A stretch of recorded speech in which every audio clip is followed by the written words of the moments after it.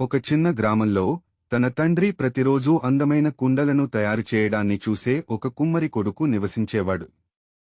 అప్రయత్నమైన దయ మరియు సమయంతో. తండ్రి, మీలాగే గొప్ప కుమ్మరి కావాలని నేను కోరుకుంటున్నాను అని కుమారుడు మాత్రమే అన్నాడు.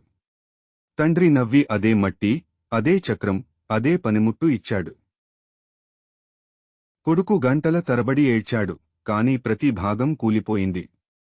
నిరాశతో ఆయన ఏడ్చారు. నేను మీరు చేసేదే చేస్తున్నాను. అదే మట్టి, అదే చక్రం, అదే క్షణం. మీది ఎందుకు పరిపూర్ణంగా మారుతుంది, నాది ఎందుకు చెల్లాచెదురైపోతుంది?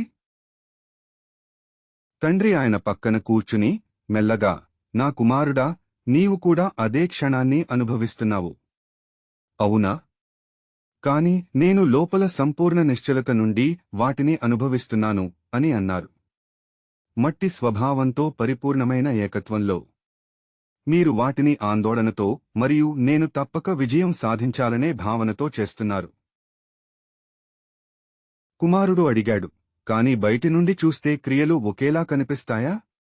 తండ్రి ఇలా జవాబిచ్చారు, క్రియలు ఒకేలా ఉన్నాయి. Cosmic function. సృష్టి యొక్క మూలం ఏకరీతిగా ఉంటుంది.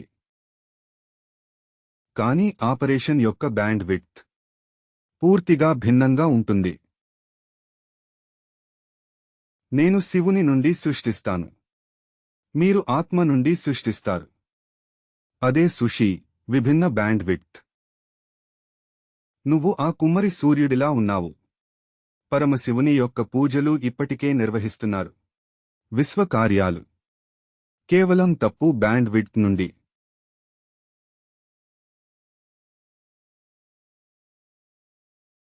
ఇప్పుడు నేను చేస్తాను. ఖచ్చితంగా చూపించు. ప్రతి విశ్వకార్యము 5 స్వచ్ఛమైన చతురస్రాలలో ఉద్భవిస్తుంది మరియు వక్రీకరించబడుతుంది. ఇది కాంట్రాక్ట్ బ్యాండ్ విడ్త్కు ప్రసారం చేస్తుంది.